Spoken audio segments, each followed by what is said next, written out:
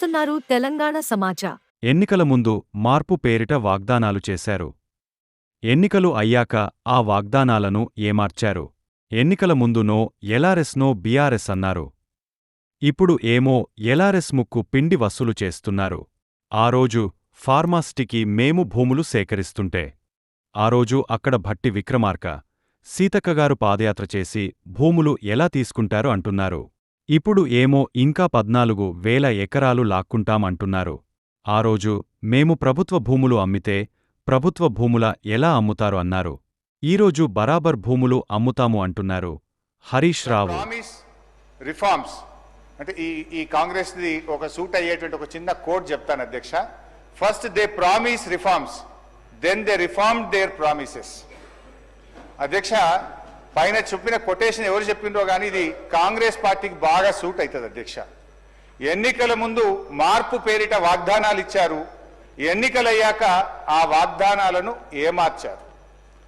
సింపుల్గా స్ట్రైట్గా చెప్పాలంటే అధ్యక్ష, ఎన్నికల ముందు ఏమన్నారు? ఎల్ఆర్ఎస్ వద్దు, నో ఎల్ఆర్ఎస్ నో బీఆర్ఎస్ అన్నారు. ఎల్ఆర్ఎస్ ఉచితంగా చేస్తామన్నారు. కానీ ఇప్పుడు ఏమంటున్నారంటే ముక్కుబిండి ఎల్ఆర్ఎస్ వసూలు చేస్తాం, ఎల్ఆర్ఎస్ కట్టాల్సిందే అని ఇలా పేద ప్రజల రక్త మాంసాలు పీల్చి ఇలా ఎల్ఆర్ఎస్ ను వసూలు చేస్తా ఉన్నారు. రెండవది అధ్యక్ష, ఆనాడు భట్టి గారు, సీతక్క గారు, ఉత్తమ్ కుమార్ రెడ్డి గారు ఫార్మాసిటీకి మేము భూములు సేకరిస్తా ఉంటే ఆ రోజు అక్కడ పాదయాత్ర చేసి పచ్చడి భూములు ఎలా తీసుకుంటారు, మా ప్రభుత్వం అధికారంలోకి వస్తే ఫార్మాసిటీ భూములు తిరిగి వాపస్ ఇస్తాము అన్నారు. ఈ రోజు ఏమంటున్నారు అధ్యక్ష? ఇంకా 14,000 లాక్కుంటాం, ఈ 16,000 ఇచ్చుడు లేదు కానీ ఇంకా 14,000 లాక్కుంటామని చెప్పి బలవంతంగా ఇలా రైతుల నుంచి భూములు సేకరించి ఆ ఫార్మాసిటీ పేరును అందంగా ఫ్యూచర్ సిటీ అని చెప్పి పెట్టి ఇవాళ తిరిగి భూములు లాక్కుంటున్నారు అధ్యక్ష.